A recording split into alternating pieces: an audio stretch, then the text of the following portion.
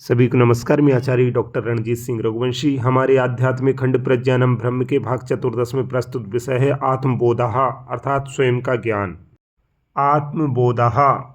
आज हम आत्मबोध के विषय में चर्चा करेंगे। सर्वप्रथम हम इस शब्द के अर्थ को जानेंगे। यहाँ पर दो शब्द हैं, आत्म और बोध।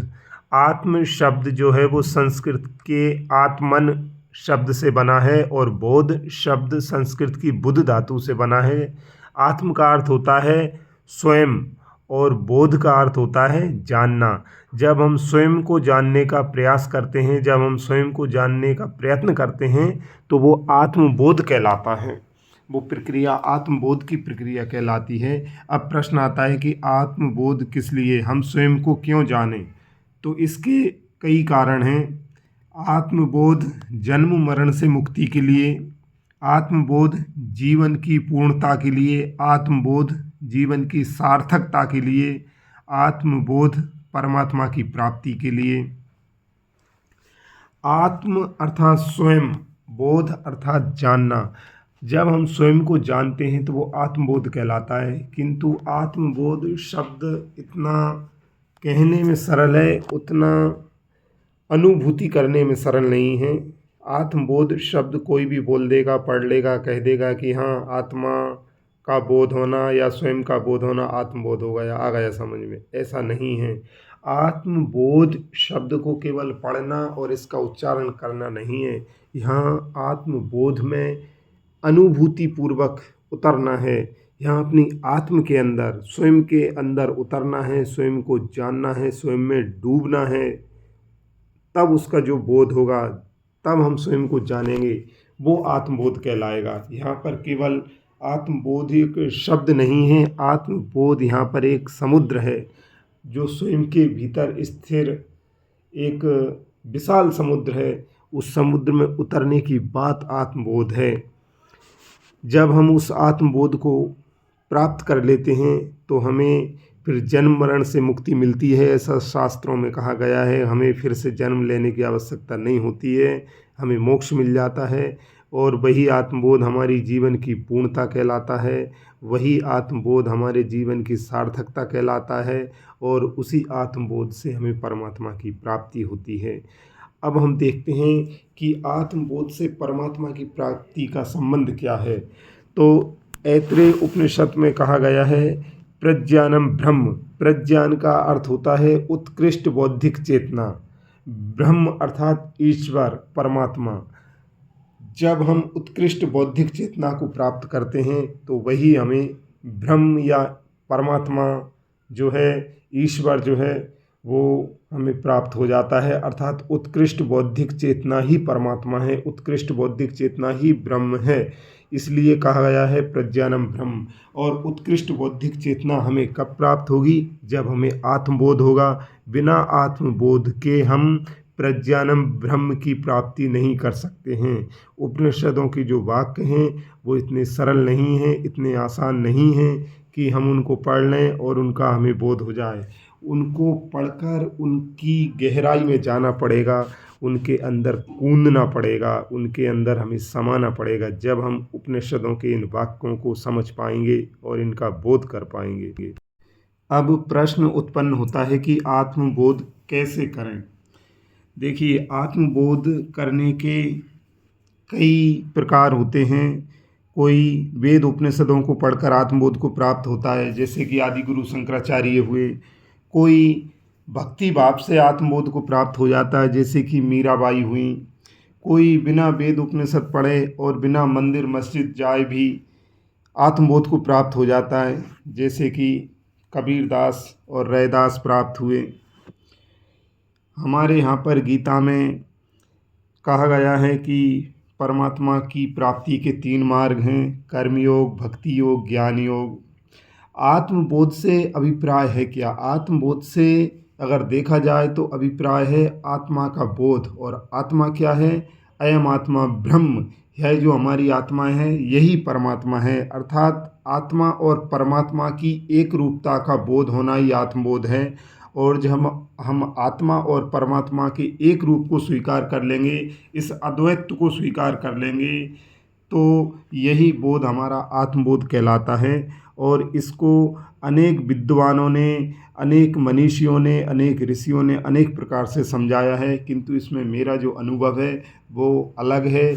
मेरा अनुभव इस प्रकार है कि आप शांत भाव से स्थिर चित्त होकर भूत भविष्य की चिंता, राग द्वेष, ईर्ष्या, कपट, छल, प्रपंच, भय, विलाप, हर्ष, विषाद से मुक्त होकर शांत होकर बैठ जाएं, कुछ ना करें, केवल श्वास उच्छ्वास पर अपना ध्यान लगाएं। श्वास से अभिप्राय होता है प्राणवायु का हमारे भीतर आना, और उच्छ्वास का अर्थ होता है प्राणवायु का शरीर से बाहर जाना। ये मेरा स्वयं का अनुभव है, और यह आत्मबोध का मुझे सबसे सरल उपाय प्रतीत होता है कि आप शांत भाव से निर्विकार चित्त होकर बैठें। जब भी समय मिले, यदि आपको लेटना उचित लगता है तो आप लेटें, बैठना उचित लगता है जिस आसन में आपको अच्छा लगता है उस सुखासन में आप बैठें। जो आसन आपको सुखपूर्वक प्रतीत हो उस आसन में बैठें, उसे सुखासन कहते हैं। और आप श्वास उच्छ्वास पर अपना ध्यान लगाएं, तो आप पाएंगे कि इसका नित्य अभ्यास करने से आप धीरे धीरे आत्मबोध की ओर अग्रसर होंगे। अपनी अंतरात्मा में बैठे उस परमात्मा के दर्शन आपको धीरे धीरे होने लगेंगे, और उस परमात्मा के द्वार तक आप धीरे धीरे पहुंचने लगेंगे।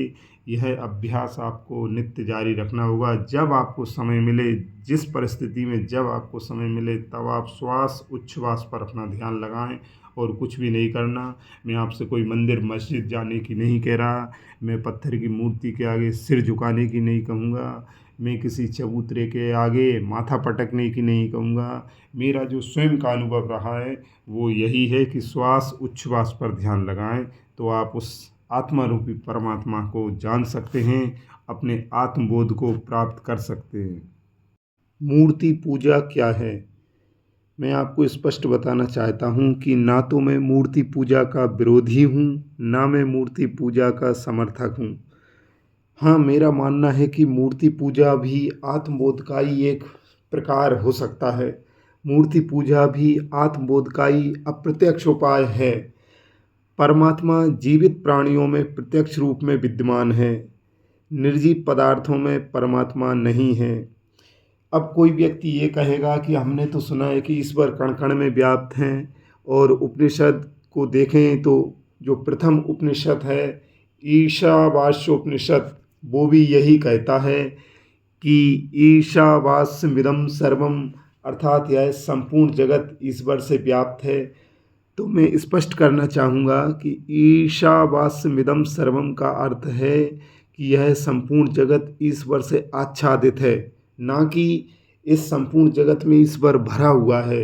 ईश्वर जो है, परमात्मा जो है, उसके तेज से, उसके प्रभाव से यह संपूर्ण जगत, यह कण कण आच्छादित है, उससे व्याप्त है, किंतु कण कण में ईश्वर नहीं है। ईश्वर मात्र जीवित प्राणियों के भीतर है। जिस देहधारी के शरीर में श्वास उच्छ्वास का आवागमन हो रहा है, उसी के शरीर में ईश्वर है। या फिर कहें कि जिस प्राणी की देह में आत्मा है, तो वही व्यक्ति, वही देहधारी परमात्मा को धारण करता है, और जिसके शरीर से प्राण तत्व निकल गया, आत्मा निकल गई, उससे परमात्मा भी निकल जाता है। क्योंकि जब तक शरीर में आत्मा रहती है, परमात्मा रहता है, प्राण रहता है, तब तक ही वह शरीर ऊर्जावान और शक्तिमान रहता है। और उस परम तत्व के निकलते ही वह शरीर निस्तेज और ऊर्जाहीन हो जाता है। वह एक निर्जीव पदार्थ, एक पत्थर की भांति हो जाता है। फिर मैं उसमें परमात्मा का वास नहीं मानता हूँ। और मैं इसको ऐसे भी समझा सकता हूँ कि जैसे हम देखते हैं कि ग्रीष्म ऋतु में जब सूर्य तपता है, तो सूर्य की जो ऊष्मा है, उस ऊष्मा से जगत का कण कण तपता है। तो इसका अर्थ ये तो नहीं कि कण कण में सूर्य व्याप्त हो गया, सूर्य तो अपने स्थान पर ही है। हाँ, उस सूर्य की ऊष्मा से, उसके तेज से, उसके प्रभाव से कण कण तप रहा है, और इस बात की प्रतीति करा रहा है कि ऊष्मा कहीं से आई है। किंतु उस तपे हुए प्रत्येक कण में सूर्य नहीं हो सकता है। उसी प्रकार प्रत्येक पदार्थ में परमात्मा नहीं हो सकता है। परमात्मा केवल जीवित प्राणियों में ही होता है। इसलिए जो परमात्मा को मानते हैं, जो ईश्वर में विश्वास करते हैं, उन्हें जीवित प्राणियों का सम्मान करना चाहिए। उन्हें जीवित आत्माधारी, देहधारी, प्राणधारी जीवों के प्रति वही दृष्टिकोण रखना चाहिए जो वो परमात्मा के प्रति रखना चाहते हैं। क्योंकि यदि कोई व्यक्ति पत्थर को पूज रहा है, माला जप रहा है, तीर्थ यात्रा कर रहा है, तो ऐसा तो हजारों वर्षों से लोग करते आ रहे हैं। उन्हें ना उन सभी को आत्मबोध हुआ और ना उन सभी को उस परम तत्व परमात्मा की प्राप्ति हुई। बहुत से लोग मूर्ति पूजा, व्रत, उपवास, तीर्थ यात्रा, माला जाप, धूप, दीप, अगरबत्ती, ध्वनि विस्तारक यंत्रों के द्वारा धार्मिक स्थलों से फैलाए जाने वाले ध्वनि प्रदूषण का प्रयोग करते हैं। वो सबकी अपनी अपनी धारणाएं हैं, वो कहते हैं वो उनकी आस्थाएं हैं। किंतु मैं एक ही प्रश्न करता हूँ कि यदि ये सब काम तुम कर रहे हो और ये करने के बाद भी यदि तुम्हें आत्मबोध ना हुआ, तुम्हारी आदतों में सुधार ना हुआ, तुमने गलत आदतें नहीं छोड़ी, तुमने लोगों की निंदा करना नहीं छोड़ा, तुमने ईर्ष्या द्वेष करना नहीं छोड़ा, तुमने लोगों का नुकसान करना नहीं छोड़ा, तुमने लोगों को अपशब्द बोलना, गाली देना नहीं छोड़ा, तुमने चुगलखोरी नहीं छोड़ी, तो फिर तुम्हारी मूर्ति पूजा, व्रत, उपवास, तीर्थ यात्रा, माला जाप ये सब व्यर्थ हैं। मैं कहता हूँ इनको छोड़ दो, तुम इनसे कुछ ना पा सकोगे। आत्मबोध तुम्हें इन चीज़ों से हो ही ना सकेगा। यदि तुम ये सब काम इसलिए कर रहे हो कि तुम्हारे पूर्वज करते थे, तो फिर तो तुम 1000 नहीं 10,000 साल से ये काम करते चले आ रहे हो। तुम्हारी पीढ़ियाँ बीत गईं। जब तुम्हें आत्मबोध ना हो सका, तुम्हारे पूर्वजों को आत्मबोध ना हो सका, वो परम तत्व परमात्मा को ना पा सके, दूसरों का बुरा करना, गाली गलौज करना, दूसरों को निंदित करना, दूसरों को अपमानित करना, दूसरों से ईर्ष्या करना, दूसरे प्राणियों के प्रति करुणा और दया का भाव ना होना, यही सब यदि तुम्हारी परंपरा रही है तो फिर तुम्हें कभी आत्मबोध ना हो सकेगा। तुम उस परम तत्व परमात्मा को कभी ना पा सकोगे। फिर तुम्हारा ये सब काम व्यर्थ है। मैं एक ही सीधा मार्ग बताता हूँ। यदि उस परम तत्व परमात्मा को पाना है, उस ईश्वर तक यदि पहुँचना है, तो सीधा सा मार्ग है कि जैसा तुम अपने प्रति नहीं चाहते वैसा दूसरे प्राणियों के प्रति मत करो। जीवधारियों के प्रति अपने हृदय में दया रखो, करुणा रखो। दया से बड़ा कोई धर्म नहीं है। यदि तुम पाठ पूजा, व्रत, उपवास नहीं भी कर पा रहे हो, मत करो। तुम जीवों के प्रति दया रखो, प्राणियों के प्रति अपने हृदय में करुणा रखो। इससे बड़ा कोई धर्म नहीं, इससे बड़ा कोई पुण्य नहीं। जैसा तुम अपने प्रति नहीं चाहते वैसा तुम दूसरों के प्रति मत करो। शास्त्रों में कहा गया है, आत्मानं प्रतिकूलम परेषां न समाचरेत। तुम अपने साथ जो नहीं चाहते वो दूसरे प्राणी के साथ कैसे कर सकते हो। तुमने यदि अपने हृदय में दूसरे प्राणियों के प्रति दया और करुणा को रखा है, तुम्हारे भीतर दूसरे प्राणियों के प्रति परोपकार की भावना जीवित है, तो तुम निश्चित ही उस परम तत्व को पालोगे। तुम्हें आत्मबोध हो जाएगा। फिर तुम्हें अलग से और कुछ करने की आवश्यकता ही ना होगी। इसलिए मैं बार बार कहता हूँ कि परम तत्व को पाने का तो एक ही मार्ग है। अपनी आत्मा में बैठे परमात्मा को पाने का एक ही उपाय है कि शांत और निर्विकार चित्त से बैठो। अपने श्वास उच्छ्वास अर्थात अपनी शरीर में आ रही प्राणवायु और बाहर निकल रही प्राणवायु पर ध्यान लगाओ। निर्विकार चित्त होकर बैठ जाओ। राग, द्वेष, ईर्ष्या, छल, कपट, प्रपंच इन सबको छोड़ दो। इनसे तुम्हें कुछ भी ना मिलेगा। कितने लोग आए, कितने चले गए। जिसका जन्म होता है उसकी मृत्यु हो जाती है और वही जन्म मरण का चक्र चलता रहता है।